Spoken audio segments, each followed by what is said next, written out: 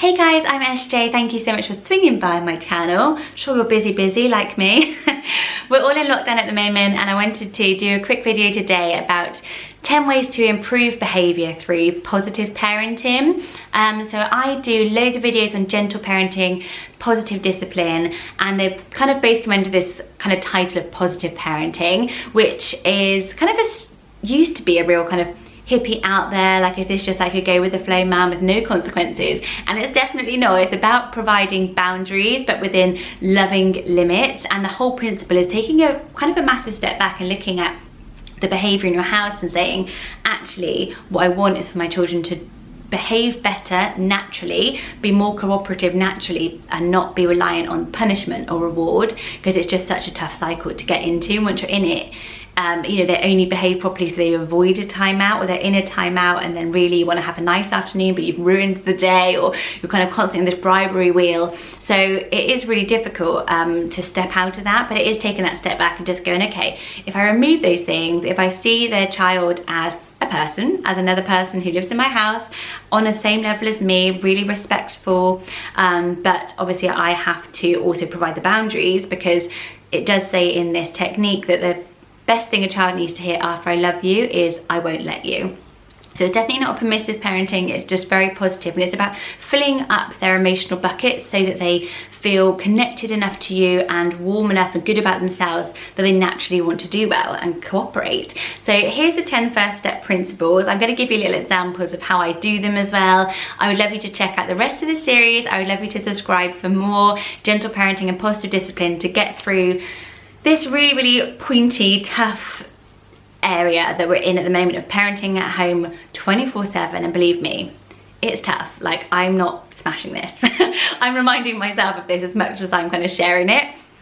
So the first principle is always to start from a place of connection, like I said. So the whole belief system behind this style of parenting, call it gentle parenting, positive discipline, positive parenting, respectful parenting, is all about connection. And what I've just talked about, that the more connected you are to your child and they feel to you, you know, the whinging and whining is because they feel disconnected to you. Slamming doors and getting angry, they might just feel so disconnected, they just don't know how to cope with these big feelings as well.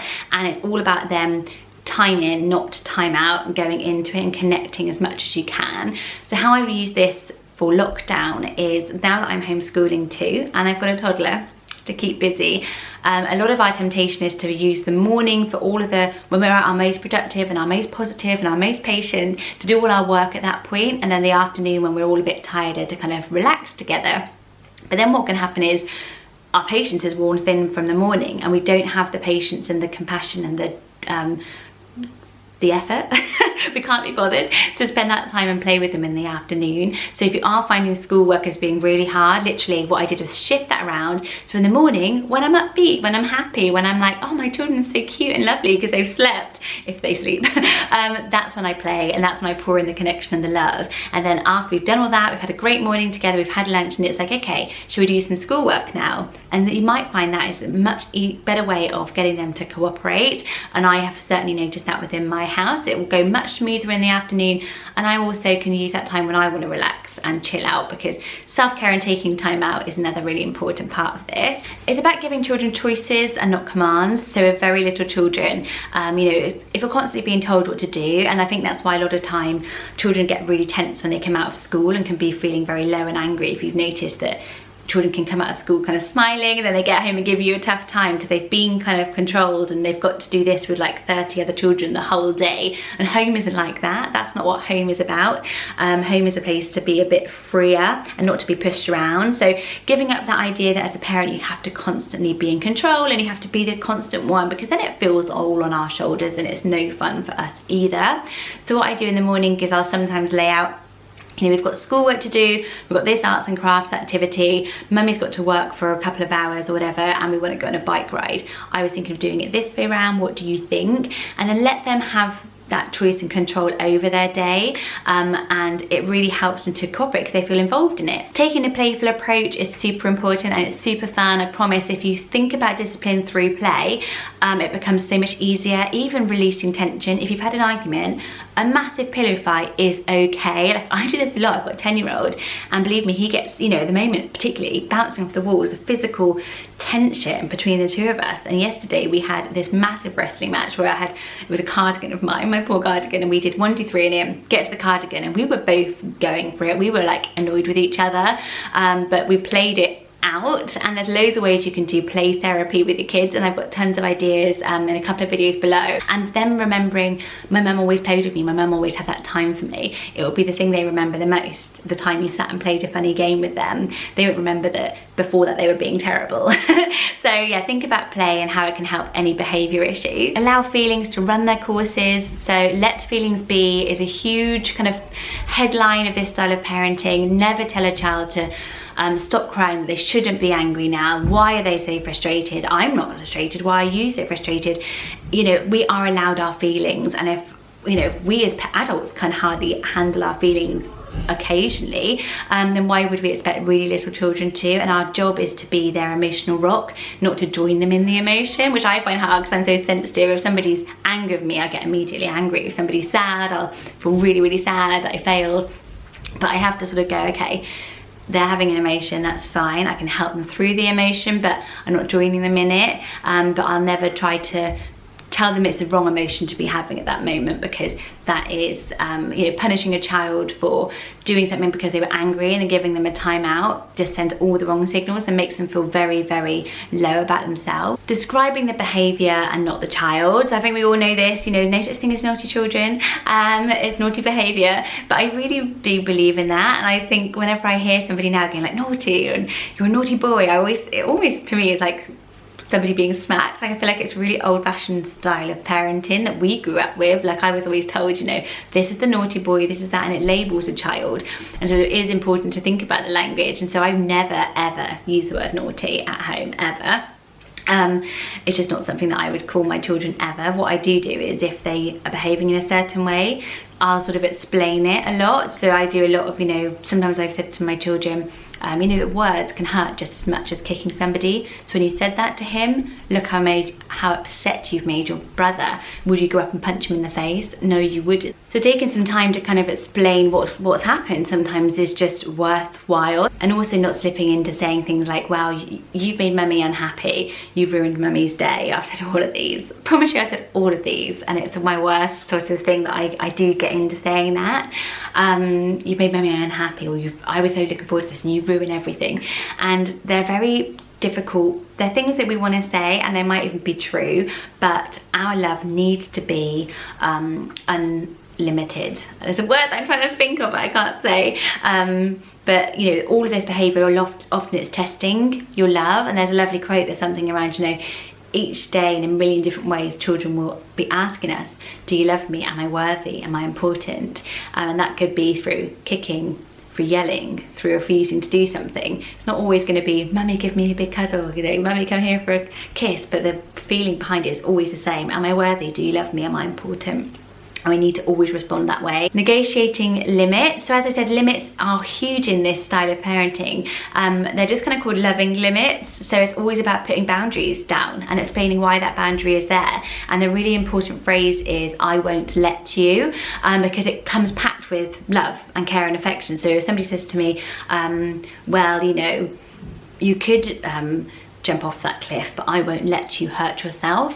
I know that person is invested and cares for me and loves me, and it makes me feel so much better than somebody just saying, no, jump, you're not allowed to jump off that cliff.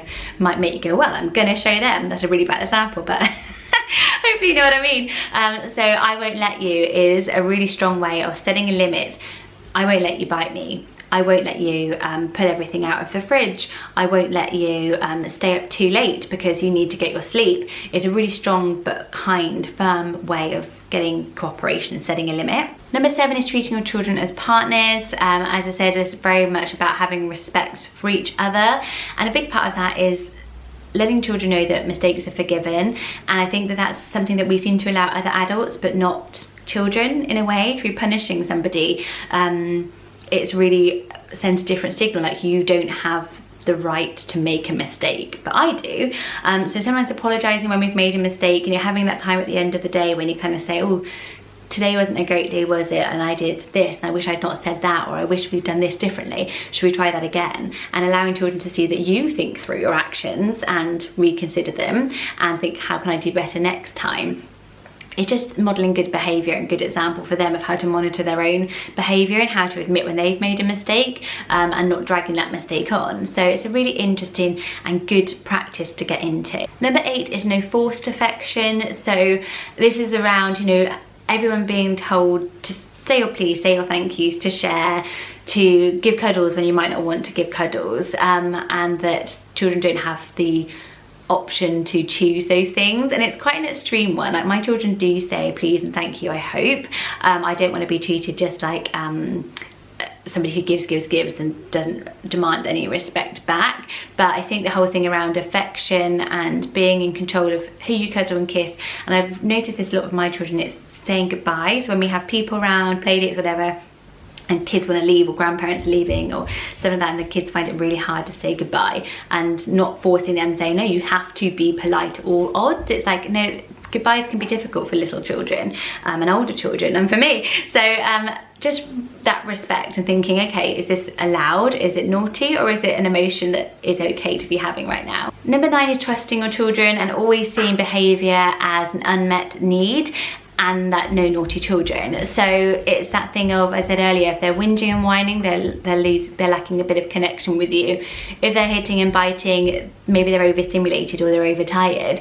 And not saying that those things shouldn't have any consequences. They're not allowed to do those things, but you set the loving limit there, but you don't punish and push them away for it. And that's kind of where the difference comes, I think. So it's always just thinking like, why are they doing this, and spending that extra time to think why, and then working on that, rather than spending all our time trying to correct. It's spending all of our time trying to prevent and cure what's really going on behind the scenes. And it's about modelling graciousness and modelling good behaviour for yourself. So a lot of it comes down to self-care, which I'm getting a bit self-care fatigued during lockdown, but taking that time and doing things that you need to keep you calm and patient is important, whether that's accepting help from other people, which I'm super bad at, but I also think just saying things like, I'm just going to breathe for, give me 5 minutes to just breathe, and then they'll start, the next time they get angry, give themselves 5 minutes to just breathe in and out. And if they never see you doing that, and then you suddenly whip it out on them, it's a bit like, well, you never do that. You know, I've never seen you take, you know,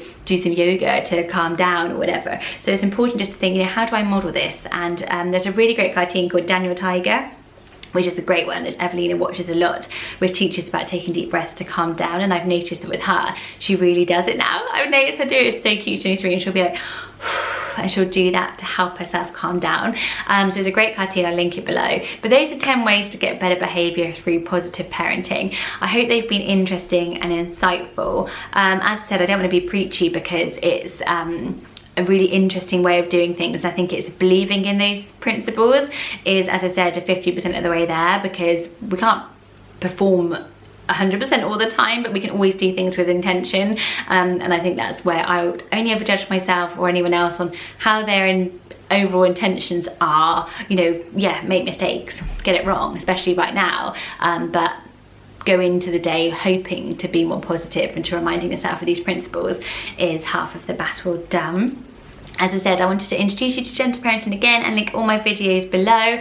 There's 30 videos there, and I didn't really realise I've been making them for like a year or so, and I just popped them all in a playlist now, and I feel really good that they're all in one place and you can whiz through, because there's for different age groups and things like that. Hope the rest of your week in lockdown is okay, and I will see you very soon for another video. Any requests you have, let me know below. I've got sibling rivalry coming up, how to gentle parent a newborn, and also lots of questions about how to manage 3 different age groups gently and peacefully. I'll tell you when I figure that one out. Bye guys.